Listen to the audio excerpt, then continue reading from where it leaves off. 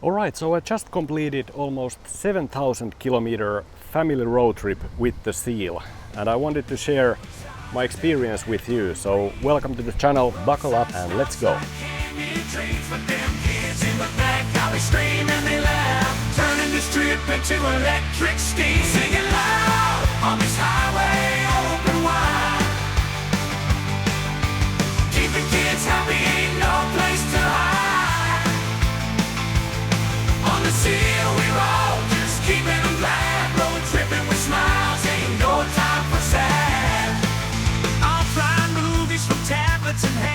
Kids with their headphones, Bluetooth in command. Karaoke battles, their voices fill the air. The electric seal. Stars light up the sky. Kids still entertain, not a single sigh. So we started from Vantaa, Finland, drove to Naantali, then took a ferry across the Baltic Sea, drove across Sweden, over to Denmark. In Billund we visited the Legoland and spent a few days in Denmark. Then pretty much straight to the south across Germany, Switzerland and over to Italy and the Tuscany area in Florence.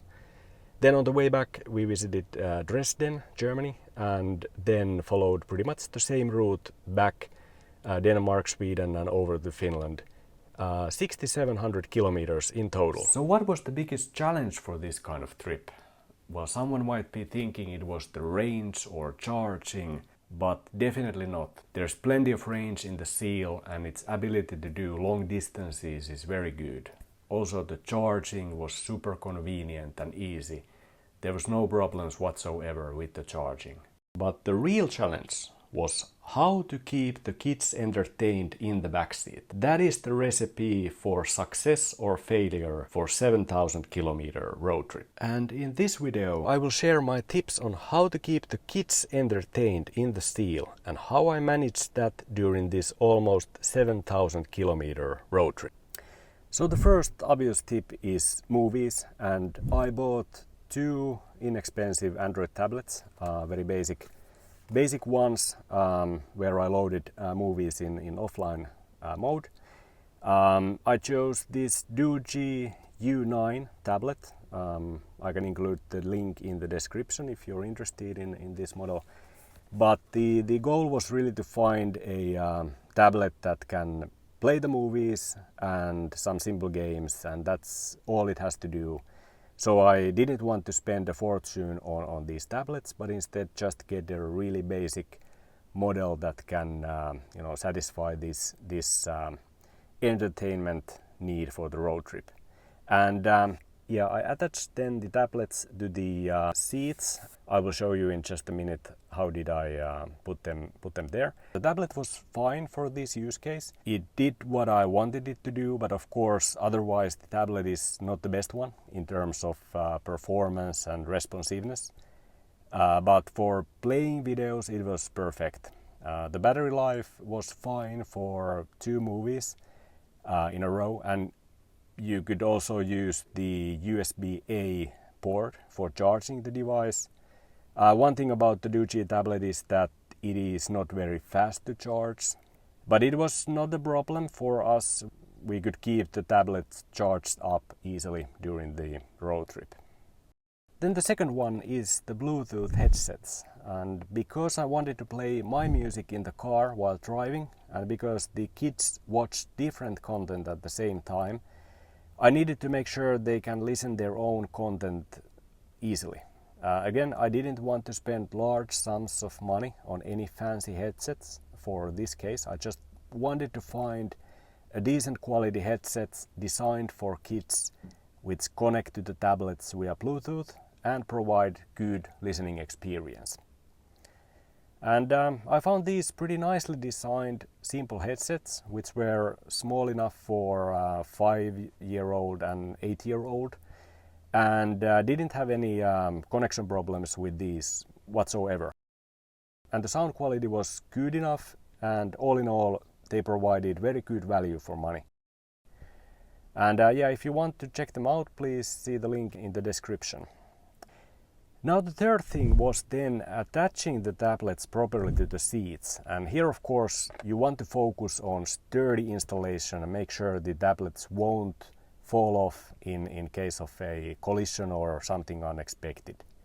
And the Seal of course has these sporty seats, which are great by the way, with these integrated headrests. So not all tablet holders will fit to these seats, and actually wide majority of tablet holders that you can find on Amazon or elsewhere won't fit. So it's good to take that into account if you are looking for a suitable tablet holder.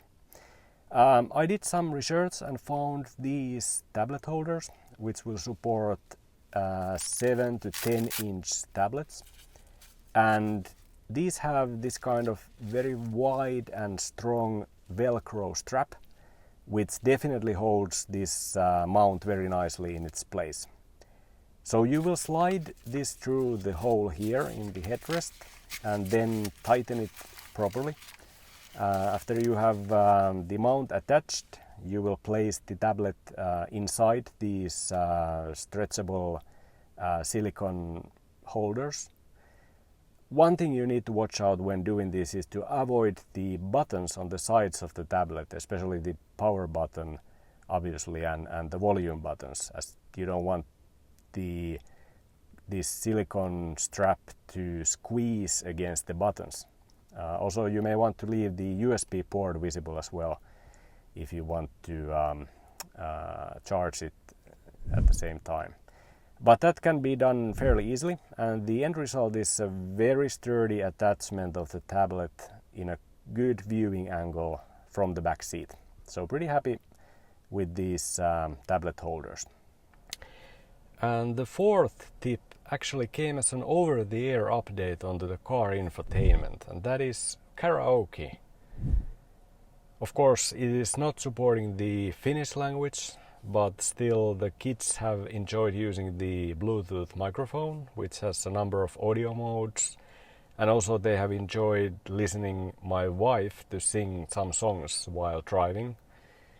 Of course, how the system works is that when driving, the lyrics are not displayed on the infotainment screen, but instead you can scan a QR code to get the lyrics onto your phone, and the lyrics are in sync with the music.